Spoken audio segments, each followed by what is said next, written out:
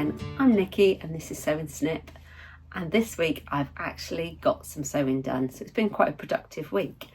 So I thought I'd share with you today what I've made. Right, now to start off with, I'm wearing the Drew sweater from Tilly and the Buttons in black velour, and I'm wearing it with my Lander pants today. We've just been out shopping, got absolutely soaked, hence I'm looking a little bit damp still. We went out shoe shopping, thought, oh, we won't need our coats, but yes, got caught in the rain.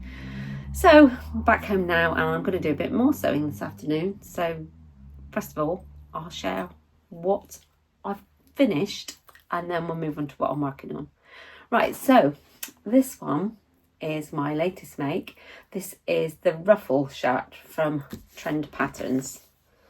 I'm not sure if you can see there. I've made this one before. It's asymmetric, the ruffle around the bottom, collar stand and collar, and on this version it's got a very deep cuff which you just close with one button. But on this one I've made the cuff slightly smaller, so it's just a sort of standard depth, but I've still just done with the one button. Now this fabric is from Minerva. This was sent to me as an ambassador in return for a blog post about it. I haven't written the blog post up yet for their site, but I thought I'd have a chat about it to you before I do that. So this is a recycled You crinkle chiffon. I'm not sure if that's how you say it, but it's YORYU. In the Fern Forest. It's one of their exclusive designs. So it's a nice weight chiffon.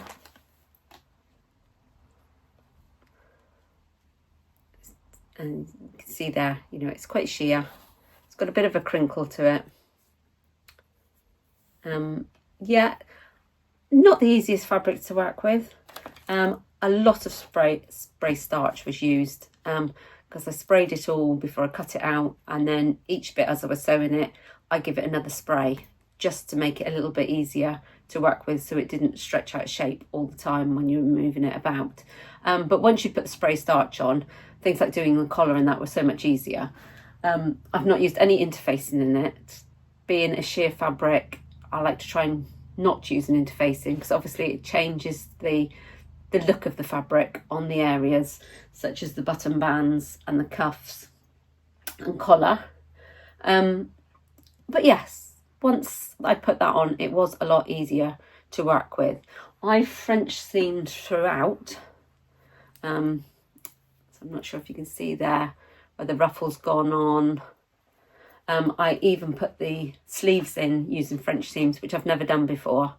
Bit fiddly, but because it's a set-in sleeve and you just ease it in, actually it wasn't too bad.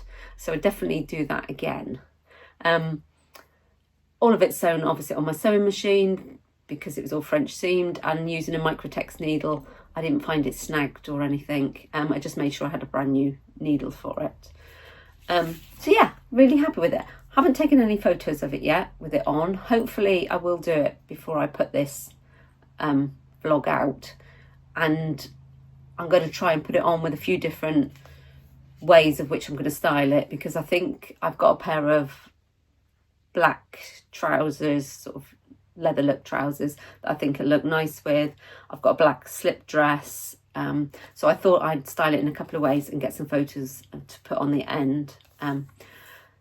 So yes, hopefully I'll get that done before I decide to put the vlog out. So a bit more about the pattern. So as I said, asymmetric shirt. It comes in sizes 8 to 22, so that's a bust of 110 centimetres. Oh no, that's the finished sizes, sorry. Yes, I don't seem to have got the, let me see if I've got the actual, yes, bust measurements of, which is in centimetres, 80 to 120, waist 62 to 105, hip 89 to 127 centimetres. So yeah, size 6 to 22. But obviously because of the shaping, there is lots of ease around the hip area. It looks more complicated make, I would say, than it actually is. The button bands are just folded back on the front pieces. Everything's cut on this single layer apart from the sleeves, which you, because they're mirrored, you can cut those both at the same time, and the yoke. But all the both front pieces and the back pieces are all cut on the flat single layer because of the asymmetric shape. So yeah, so fold back for the button bands. Then you've got a collar stand and collar, but it's quite a standard shape, so it's not too difficult to sew. The most difficult part on it, obviously I made it more difficult doing the French seams everywhere, but I would say doing the lapped opening on the sleeve was probably the most technical bit on it. But again, really good instructions. You get this little instruction book in the pattern. So very clear instructions with all of it. I really like this pattern. As I said, I have made it before in a satiny fabric. But yeah, I think that's going to get lots of wear. So really happy with that one. So that was the main make I did this week, because obviously that took a bit of time, because I wanted to take my time with it. The only other thing I did different on it, I'm not sure if you can see there whether it'll go into focus, but I did a rolled hem. So I did use my overlocker. I did a rolled hem around the hemline because it said to do a double fold hem, and I know last time I decided a rolled hem was better, and I thought with this it blended in so nicely with the design that you weren't really going to notice it. So yeah, I did a rolled hem all the way around. So that one was completely finished, and yeah, really pleased with that one. And then the next thing I made was, my grandson wanted a new pair of dungarees. No, he loves dressing up, so he loves Mario. So I've made him a pair of these dungarees in the past. It's the Heyday dungarees. From Waves and Wild, I think. I'll put the link in the notes. So I made these for him before in this blue twill. Now this blue twill fabric I just got from a local fabric store in Newton Abbot, but it's the ideal colour. So I've done them all. I've done a few sizes too big and rolled them up at the hems. The last pair I did on the Waves and Wild pattern, they've got like a loop that you tie the strap through. They did tend to come undone. So this time I've done buttonholes, and I'm going to put just a clear button on them, a few different heights. And then, if you know, with Mario, there's a big yellow button on it, but rather having the big button going through the buttonhole, I'm going to sew it onto here because it's quite a big button. I haven't got them yet. I'm thinking what I might do is take them off of his Ode pair and sew them onto this one. But yeah, a nice quick make. I love the shape of these, and I really ought to make some for the rest of my grandchildren as well. But yeah, so just 2 front panels, 2 back panels, your straps, and then there's multiple pocket options. I've just put the one on the bib. So this one in the child size, I think is from age, 3 to 6 months is the smallest age, up to 12 years. So a good age range for the children. I will double check that is, it does go down to that small. It may be not baby size, it might be age 2 to 3 actually. Yes, I think it's probably toddler size too. 12-year-old, and then you can get it in the adult size as well. So yeah, so that was another make, which I've just got to do the buttons for that one, so that one's almost done. Now when I went and got the fabric for that one, because I knew they stocked the right fabric for it, I happened to see this as well. So although I wasn't going to buy any more fabric, I did pick myself up some of this. I think it's a poly cotton. It's got these little floral designs in the sequins randomly all over it. But I thought that would be great just for a black shirt, because I've made a black Roscoe blouse and I find I wear that one a lot with sort of patterned trousers and skirts. So and I've got this plain black sweatshirt, but I thought a black just oversized shirt would be great to wear with my trousers, such as the leopard print ones. So I picked myself up a couple of meters of that, because it's quite wide and it's only £8 a metre. So that's the only fabric I've bought this week. Another thing I did buy, which, although it's not fabric, sorry for the crinkling, was I went to, not far from, about half an hour from us, there is a yarn shop called That Crafty Stitch. I've been following the lady that owns it online on Instagram for quite a while, with the intention to go there, and haven't really got a chance to do it yet. So this week I did have time, so I went and popped in, because I'd already purchased this pattern from her.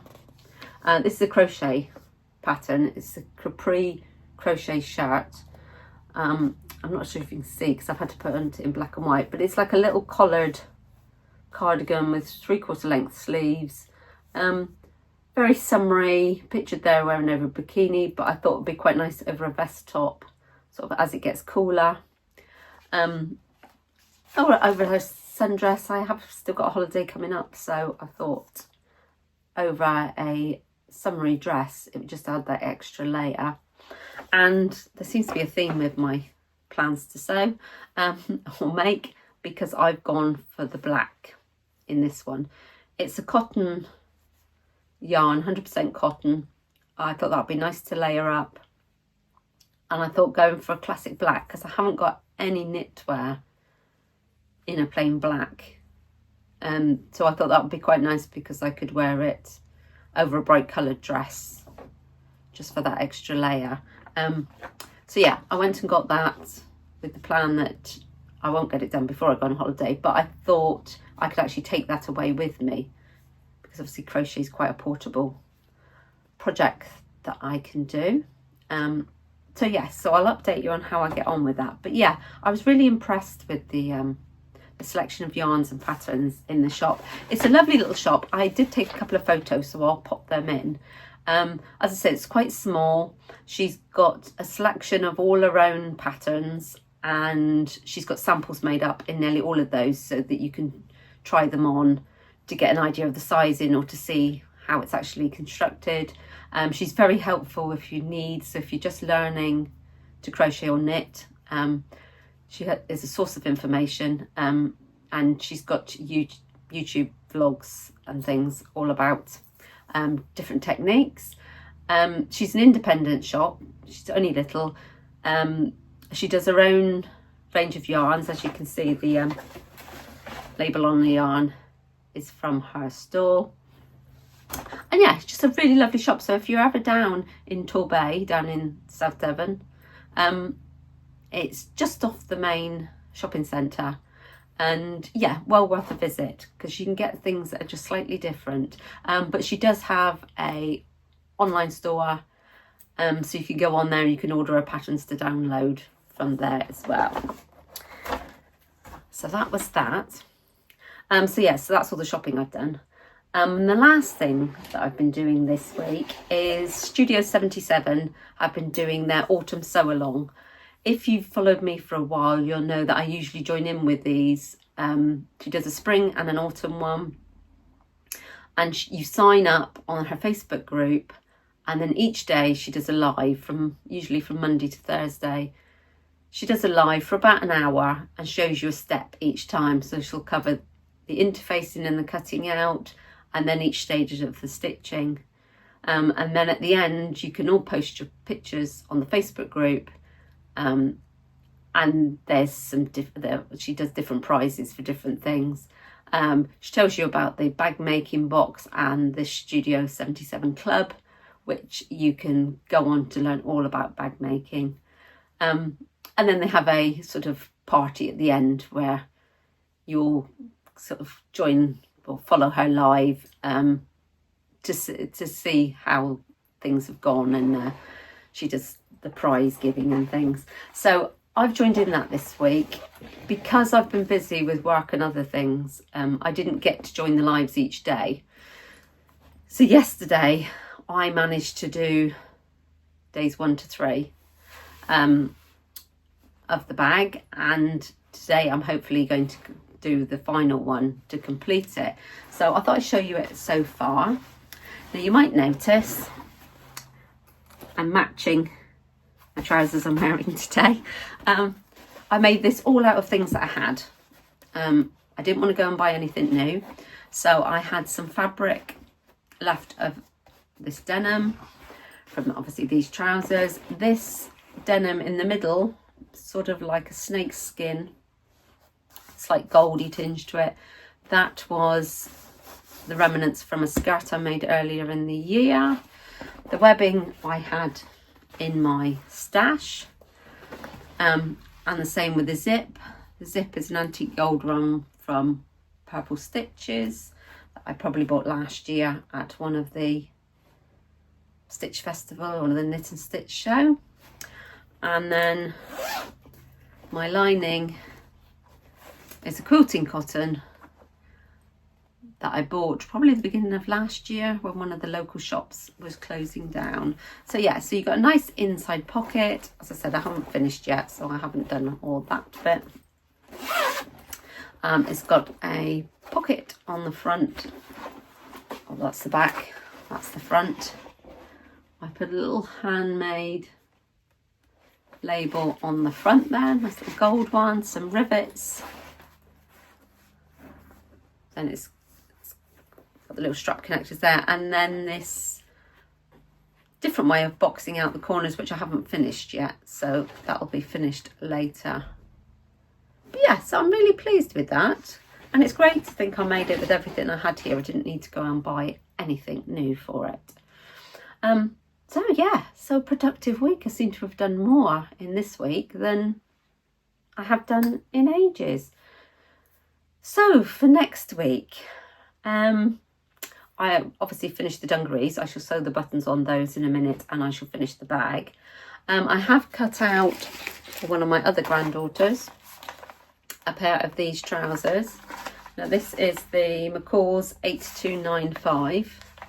I've made her the shorts and the top. I think I did this. I think I did the one sleeved one last time. A couple of years ago I made the top and shorts.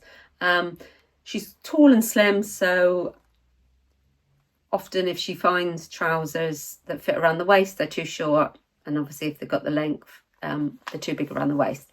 So we plan to make some of these with fabric of her choice because we're going to go shopping. But in the meantime, just to get an idea on sizing, I have cut some out in some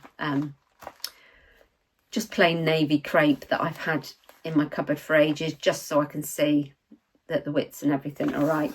But yes, this one is available in an age 7 to 16. I've bought, oh yes, it's extra small to extra large. So I assume they're all on one pack. So yeah, so I will get them done because they're very simple. There's just the 2 fronts, 2 backs, and then the top is elasticated waist, so it just folds over to form the casing to put the elastic through. So that shouldn't take too long. And then we can go shopping at some point and get her some fabric that she likes. Apart from that, I have got the stripy denim that I showed you that I received from Minerva a couple of weeks ago that I would like to get done before we go away at the end of next month. And also the black sweatshirt in fabric bought a sweatshirt for Mr. B. But I think that's the only plans I have at the moment. I'm sure something else will spark my interest and will get put in front of those, but at the moment that's the plan. Obviously I could make the black shirt, but yes, we'll see. But yeah, that's it for today. Hopefully, as I said, I'll share the photos here at the end of me wearing this shirt so you can have a better look at it. But I hope you've managed to get some sewing done. I hope the weather's okay wherever you are. As I said, it's a bit damp and dreary here, but it's autumn now, so we've had a lovely summer, so we can't complain. But yes, thanks for joining me today. If you've liked this vlog, don't mind me rambling along, please give me a thumbs up. If you haven't subscribed and you'd be interested, please press that button.